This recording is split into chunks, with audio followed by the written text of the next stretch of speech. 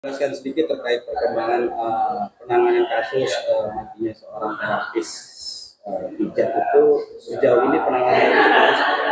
Oke, untuk update penanganan yang sudah kita lakukan, antara lain yang pertama adalah kita sudah mengirimkan undangan klarifikasi kepada pihak-pihak terkait seperti pemilik, kemudian orang yang melakukan rekrutmen, kemudian kita juga sudah bersurat dengan Dukcapil Indramayu terkait pastinya identitas korban tersebut.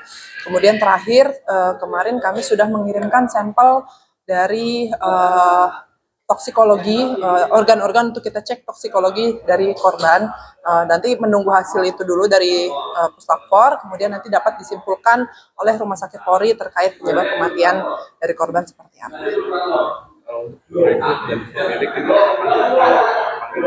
Untuk pemanggilannya undangannya kita buat di minggu ini. Nanti kami update lagi lanjut. Izin kemarin kan sudah memeriksa manajer ya. Apakah ada keterangan apa tuh terkait status korban sendiri Bu di kerjaan di situ? Apakah emang di bawah umur atau gimana dia bisa dapat masuk? Intinya kami masih kumpulkan dulu fakta-faktanya. Intinya kalau dari manajer sendiri membenarkan bahwa korban ataupun jenazah yang ditemukan ini merupakan salah satu terapis di Delta. Untuk lebih lanjutnya nanti kita dalami lagi. Terkait juga fakta-fakta juga nanti kita akan kumpulkan, nanti kita akan update lebih lanjut. Bu, mungkin bisa dijelaskan sedikit si korban ini waktu melamar kerja di Delta itu apakah dia menggunakan agensi atau dia secara pribadi datang sendiri ke pihak Delta untuk melamar kerja?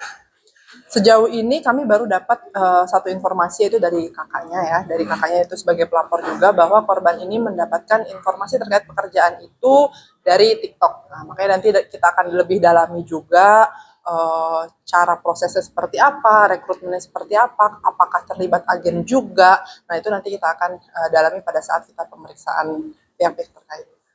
Termasuk apakah dia menggunakan identitas palsu atau enggak? Nah itu nanti ya, kita kan sedang koordinasi sama Dukcapil di Indramayu. Nanti minggu ini kan kita undang, nanti kita akan pastikan terkait identitas yang dia gunakan itu identitas palsu atau identitas keluarganya kah atau temannya, nanti kita akan pastikan. Berarti pemeriksaan saksi minggu ini rekrut kemudian dari pihak Dukcapil Indramayu ya? Iya betul.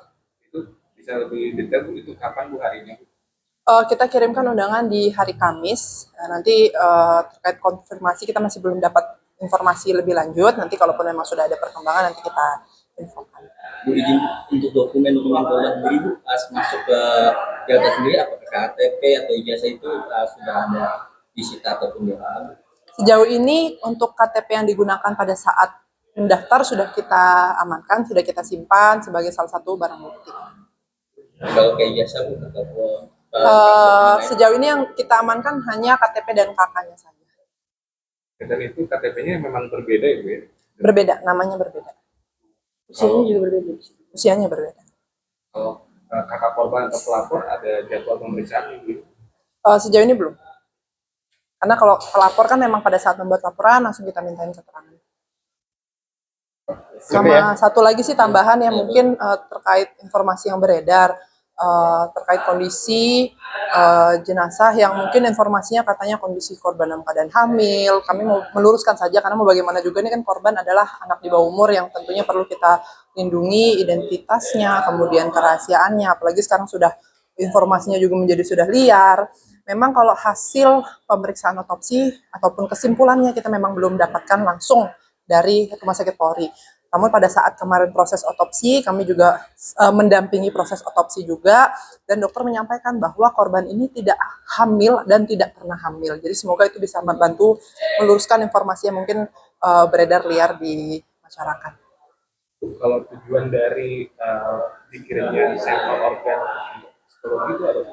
Kalau sampel-sampel yang dikirimkan organ itu merupakan salah satu SOP ya. Intinya kita dari dokter juga perlu mengetahui apakah ada kandungan racun kah ataupun mungkin kandungan-kandungan lainnya yang mungkin menyebabkan korban meninggal dunia. Makanya perlu itu dipastikan apakah ada zat-zat tersebut ataupun tidak, baru nanti kesimpulannya dapat disimpulkan oleh rumah sakit. Bu, kalau dari kakaknya korban ada informasi nggak ini korban ini pendidikan terakhirnya itu apa? belum kita sejauh itu karena memang kakak korban ini yang sebagai pelapor kan bekerjanya di luar kota juga. Jadi kita memang belum sejauh itu sampai situ pendalamannya nanti kita akan. Udah ya. Oke.